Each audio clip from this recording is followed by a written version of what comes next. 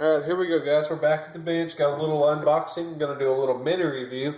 I haven't put too many hours in on this holster, but I was roaming the halls or the aisles of my local Walmart on the gun shelf, and I noticed that they were carrying Blackhawk, some Blackhawk products, which they have like a AR pistol grip, an AR vertical grip, forward vertical grip, collapsible stock, couple other entry level items.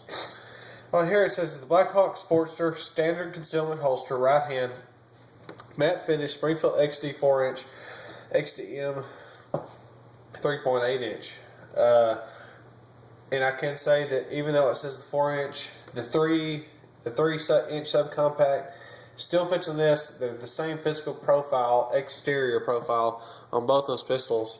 Just one's a little shorter. So I picked one of these up. I knew I'd gotten a new gun in, hadn't got to shoot it a whole lot, made some targets, had a little play day with the buddies, went out, shot this. It worked actually pretty good. And inside somewhere in the pamphlet, it says it's like a premium concealment holster. In words, it's something more than just a standard concealment. And by no means would I compare this to this Galco. I'm not sure which model. It's an FL440. I'm not sure exactly which one this is on the website now. I've had this for a couple of years. I would not consider the Blackhawk in the same ballpark even as this Galco, and wouldn't even consider this a premium holster. This is a fine leather holster that carries unbelievably comfortably, but they're not in the same ballpark. You'll see that the mounting system isn't the best in the world. So let's open this up. As you can see, it comes configured with this. It comes with the Kydex holster with the belt loop attachment. In there they give you a paddle holster, or a paddle for it. I hate paddles. It really gets the holster too far away from the body, and it kind of, it's your lever theory there. It gets it too far away, so it wants to cant a whole bunch. Let's get that out of the way. The box, let's see what we got here. We get a Blackhawk, I believe this is the warranty card information. Yeah, this is warranty card. It just tells all about it. I haven't really dug into that too much. Get that out of the way. Blackhawk carbon fiber holsters, which I don't believe this is carbon fiber. This just looks like some kind of standard polymer plastic. Kind of got some warnings. Kind of goes into all, check your gun manufacturer, all your safety tips, everything. And here it shows you how to attach the new paddle holster. It on the back of the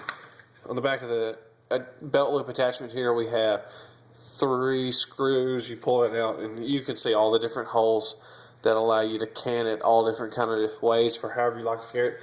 I was really pleased with it up and down, especially for what I was doing. I can say this holster, surprisingly, for, let's see, get the best angle here.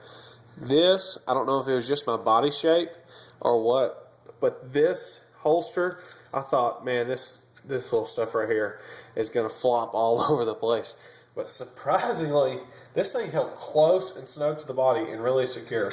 And I didn't even fiddle with these, the belt loop or the belt width sizing here.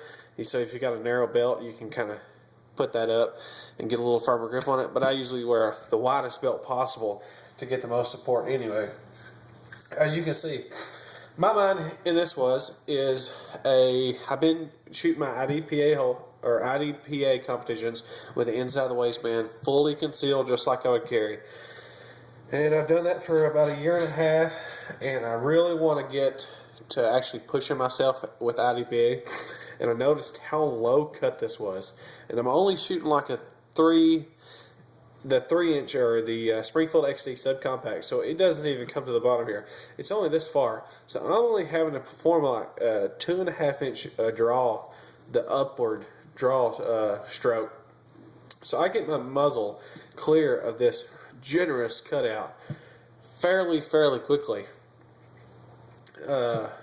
So in down inside here, I probably can't see that too well, but there's like this little cheesy retention system.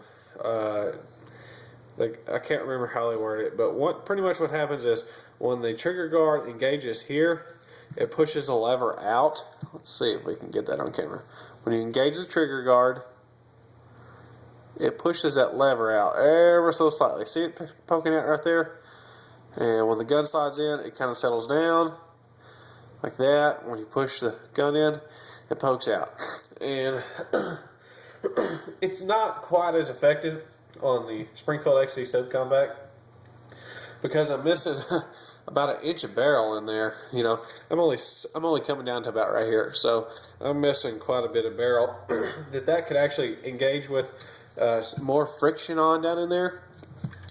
But as you can see, it does have an external screw here. You tighten that down, and you can get it to squeeze fairly tight against the firearm.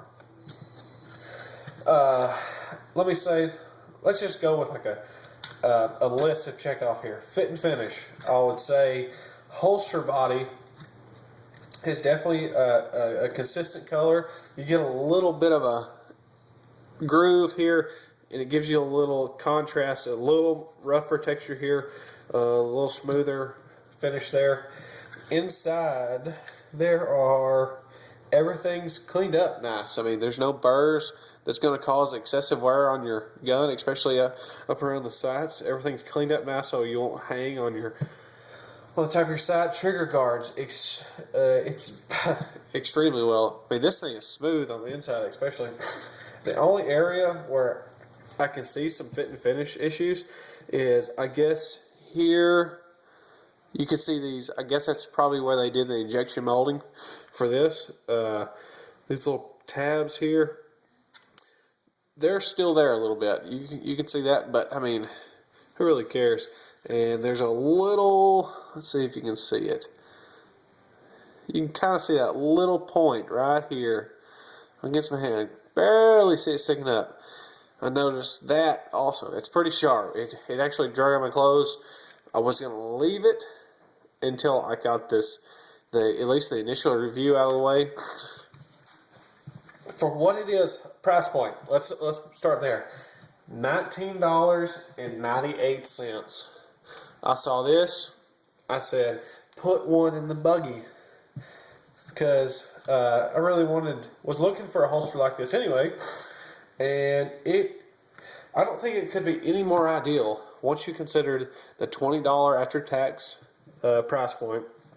It's fit and finish, and in my application with wearing a wide belt, with just being able to grip on these small posts here, this thing snugged up extremely well against the body.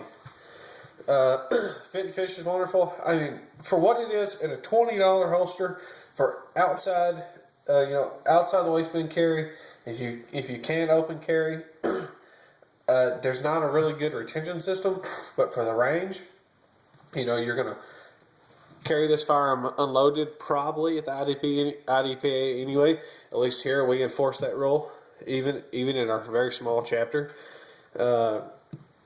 Carrying the firearm unloaded, you're going to load at the line, you're going to reholster, you're going to fire, you're going to clear the weapon, you're going to show clear, and you're going to hammer down back in your holster. At the $20 price point, this thing's ideal. If you're looking to go out and get you a cheap holster, something to get you started, even if you just want to get used to carrying the weight of the gun around the house. I do that a lot. Even when nothing's going on, whatever, I throw a gun in the holster, and I take it out of my nightstand, throw it in the holster, put it on my belt, so I get used to that weight. Guns are heavy, especially when they're loaded down with ammo. We're going to roll into part 2 coming up here pretty quick. Of me actually with a holster on, going to show the gun engaging into the retention system. Going to give you a little preview of how well that works. I appreciate y'all watching this, and look forward to part 2 coming up real soon.